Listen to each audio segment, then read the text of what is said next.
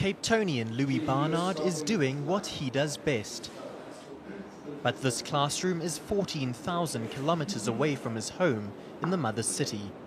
He's been teaching in South Korea for several years and hasn't looked back. There's a lot of value put in education. I'm not saying in South Africa there isn't, but over here it's very blatant and very obvious. Parents are incredibly supportive of their children's learning. Parents are very respectful towards teachers. Students are very respectful towards teachers. I think teachers feel a lot more valued here. Barnard is one of more than 2,000 South Africans teaching in South Korea.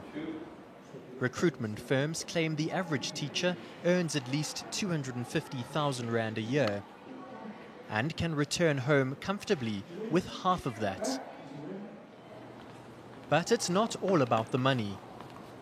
I wanted to experience a new Asian culture and to teach in a country that was very different to South Africa. I had some friends from high school and university who were teaching here before me, and they just said that the teaching experience was amazing. Mamay teaches English at the biggest women's university in the world. I like Claudia very much. Okay, why?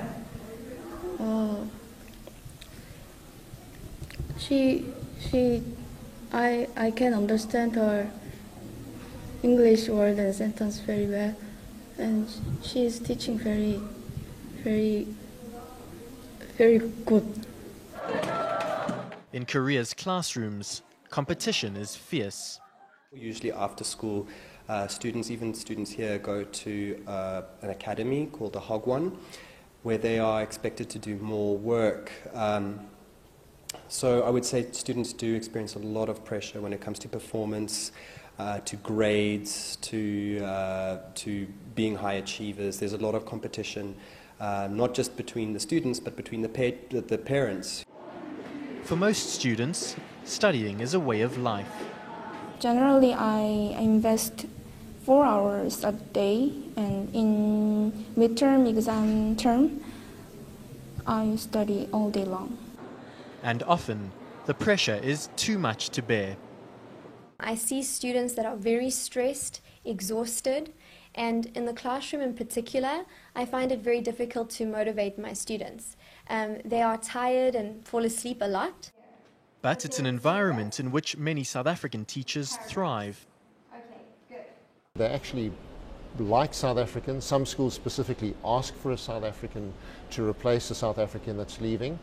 The things that they like about South Africans is that we're culturally very flexible, we're adaptable, we fit in really easily, and there's a lot of similarities, surprisingly, between traditional Korean culture and traditional South African culture. I heard that South African teachers, they are very efficient, and then they are doing a lot in South Korea, not just teaching English, but also I think they are kind of ambassadors, goodwill ambassadors for South Africa, and then they are connecting people. South Korea's success starts in the classroom. Education is a sign of status, and so parents push their children to succeed. And that's why teachers are well paid and highly respected. How many paragraphs do you think it will be? Andrew Derkele, Seoul, South Korea. News that moves. ENCA.com.